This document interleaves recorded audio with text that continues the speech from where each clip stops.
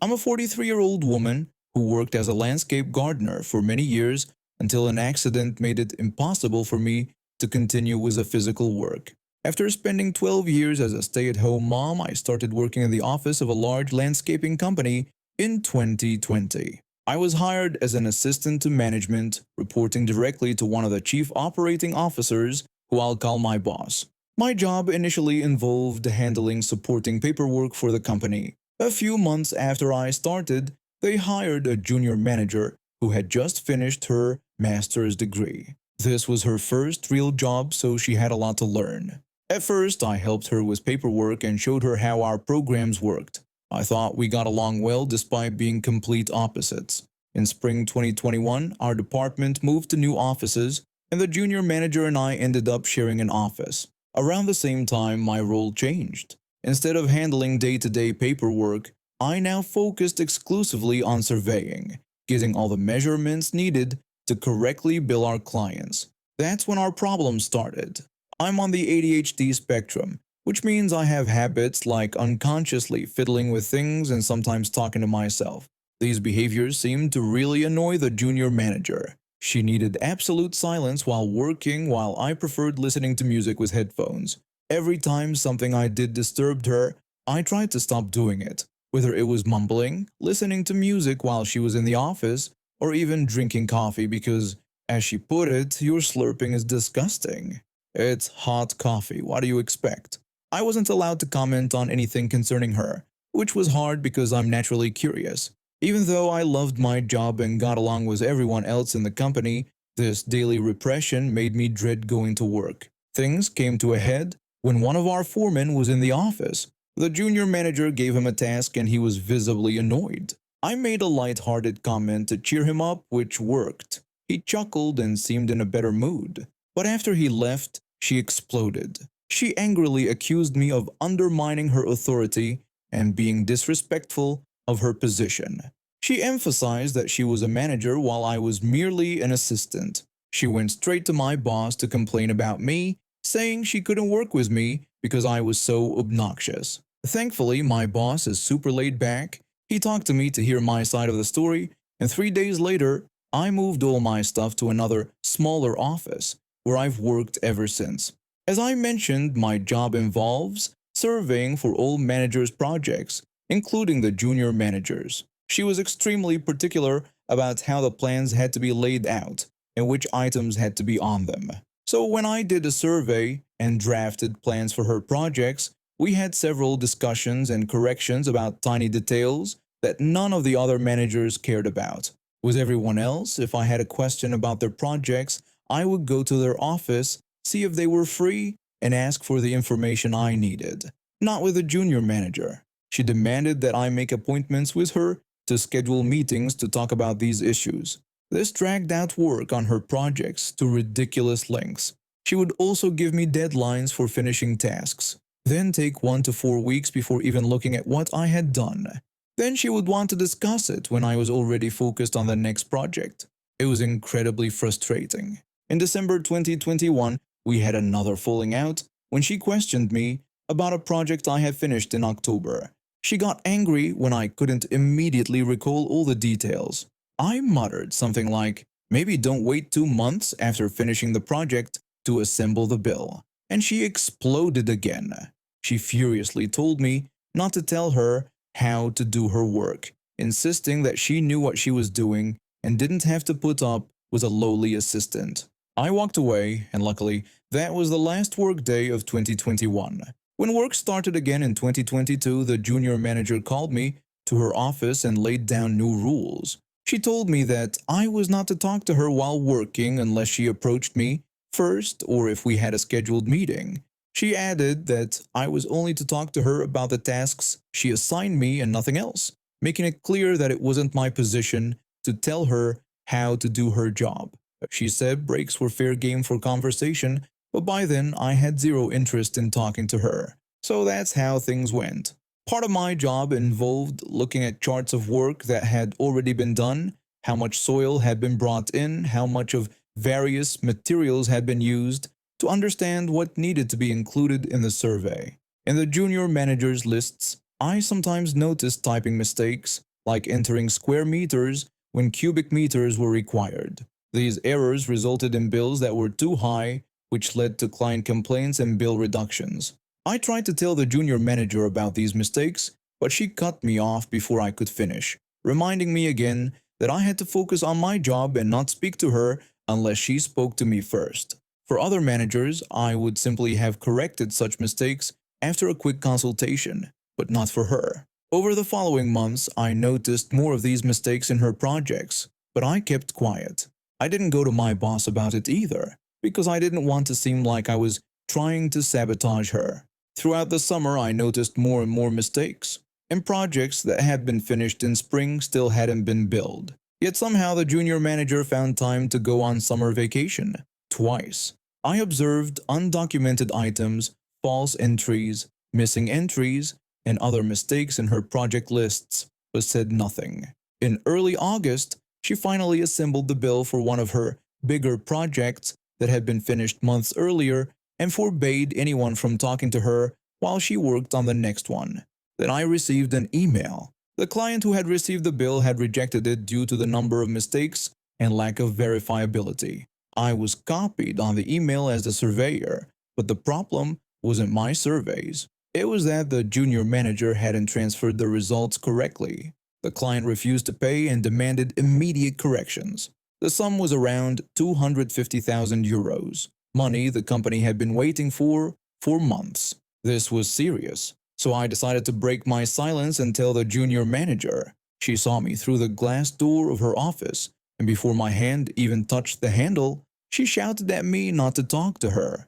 Well, what could I do? I waited for about 15 minutes until my boss, who had been walking his dog during lunch break, returned to his computer. Of course, he had been copied on the email as well, and his roar made the walls shake. He stormed into the junior manager's office and tore her apart verbally. Afterward, he came to me and asked me to please correct the lists as much as I could. In the following days, he went through all of the junior manager's projects. Needless to say, she's been gone since September. She wanted me to do everything her way, and I tried to comply with so much nonsense. In the end, I complied so thoroughly that it got her fired.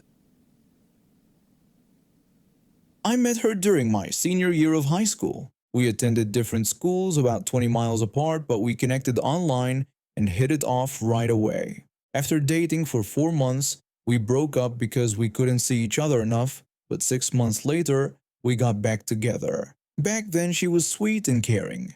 We talked every day and hung out at least 3 or 4 times a week. After she graduated, she got accepted to a university one town over from me. Her first semester was amazing. We'd spend nights in her dorm together, and I'd drive her to work at the pizza shop where she got a part-time job. It was young love, or so I thought. She started hanging out with her co-workers after work. It didn't bother me. I go see my friends and let her have fun. They would smoke and drink.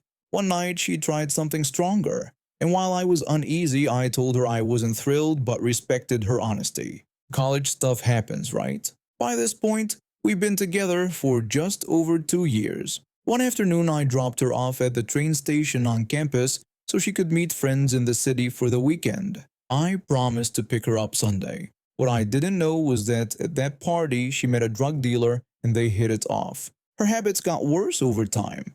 I had started working night shifts, so I wasn't sleeping over much unless it was a weekend when she wasn't busy studying. For the next 2.5 years, she was sleeping over at this dealer's house when I wasn't around. I began to suspect she was cheating but convinced myself I was just being insecure. We started fighting more, yelling at each other over every little thing. She would demand I bring alcohol when I visited. She would insist that I bring vodka when I came over, and when I explained that I couldn't afford it until payday, she would accuse me of being cheap and promise to pay me back. But she never gave me the money. After a few times, I started taking it from her wallet or the shoebox where she hid cash. I never told her. I just take $40 because she never had the extra dollar and change, so I started rounding up. Sometimes I'd take it out of her bank account when she sent me to get money for her to buy more drugs. Eventually, she got me to meet her dealer, whom I quickly befriended. I told him about her plan to rob him for drugs and money. I warned him that she was planning to steal his stash the next time she visited. He seemed surprised and asked if we weren't close, and I sadly admitted that I had thought we were. As he went to another room to get her stuff for me to deliver, I told him I wasn't into hard drugs.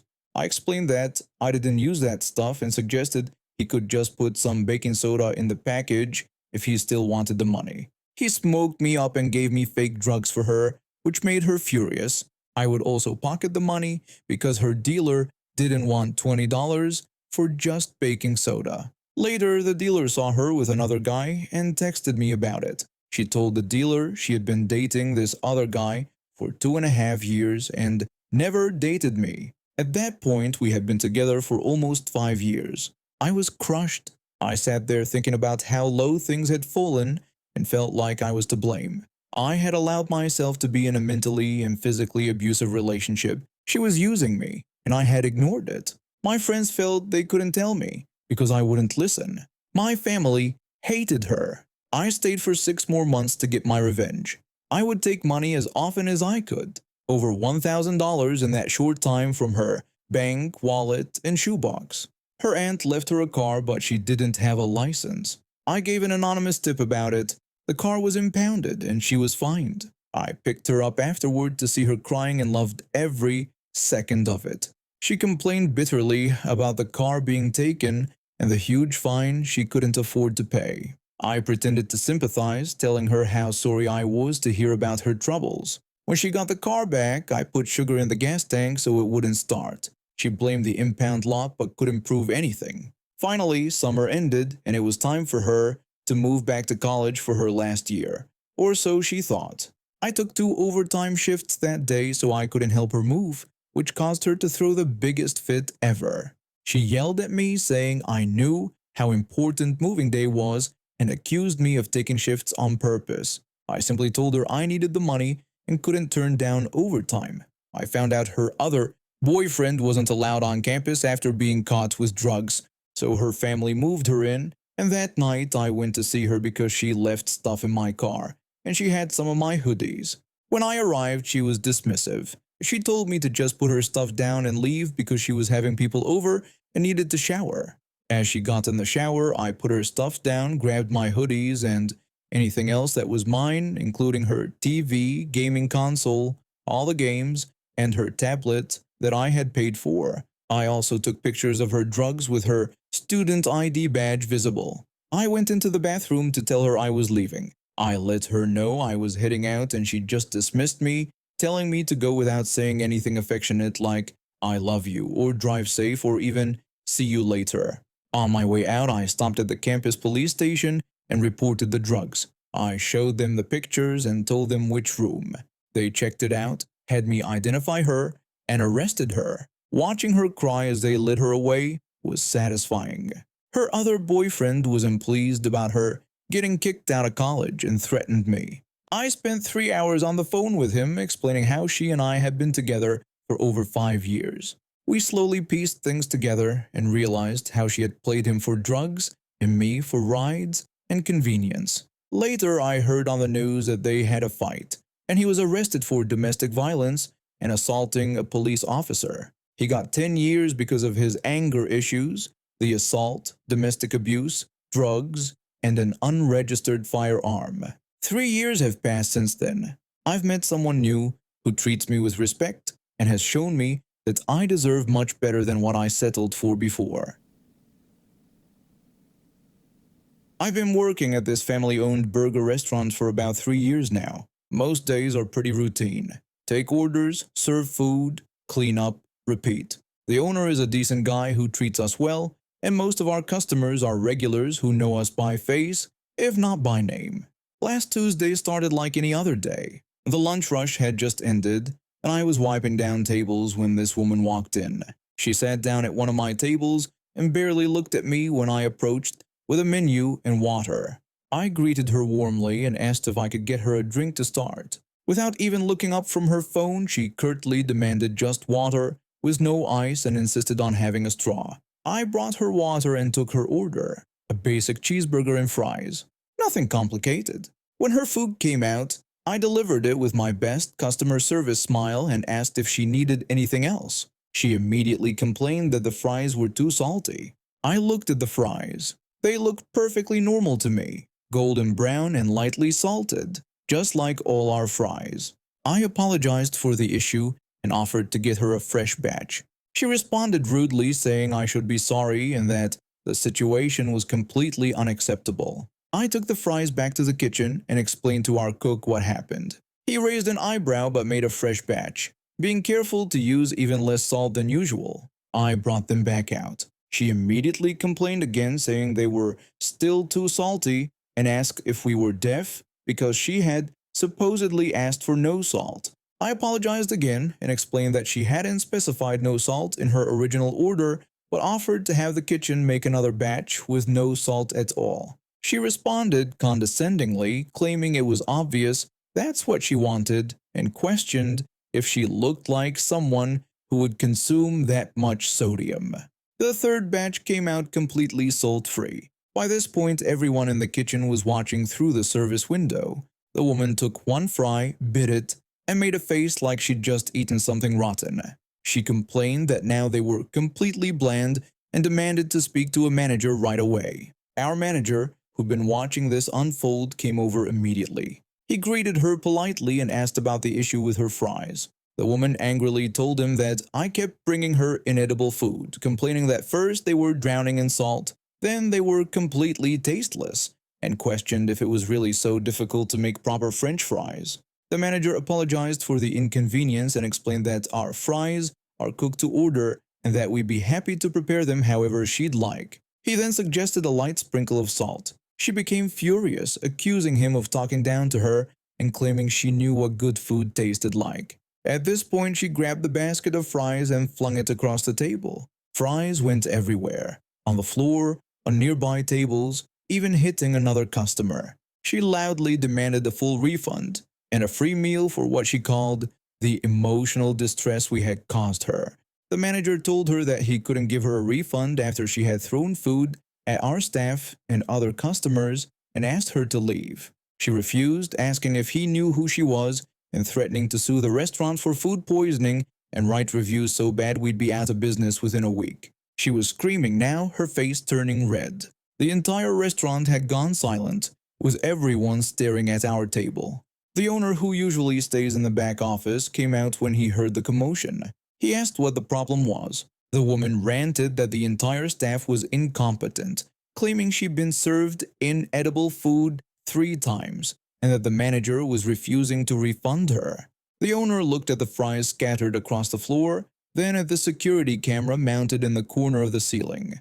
He told her that she needed to leave the restaurant, mentioning that we had the entire interaction on camera, including her throwing food at the staff. She accused him of threatening her and said her lawyer would contact him by the end of the day. The owner invited her to have her lawyer call and insisted she leave before he called the police for disorderly conduct.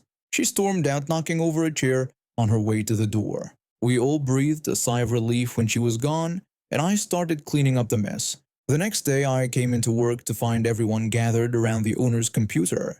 He had posted the security footage on the restaurant's social media accounts, tagging local news outlets with a caption, "When the customer is always right, goes wrong. Salt your own fries, Karen." The video went viral almost immediately. Local news picked it up, then it spread to national sites. People were commenting left and right, many sharing their own stories about dealing with entitled customers. 3 days later, a different woman came into the restaurant. She introduced herself as the HR director at a local marketing firm. Apparently, the woman from the video worked for them, and after seeing her behavior, they had terminated her employment. She apologized on behalf of the company and gave everyone gift cards as a gesture of goodwill. The owner permanently banned the woman from all 3 of his restaurant locations. Every time someone orders fries now, we all exchange knowing looks. And whenever a new employee starts, showing them the salt video is part of their training on how not to handle difficult situations.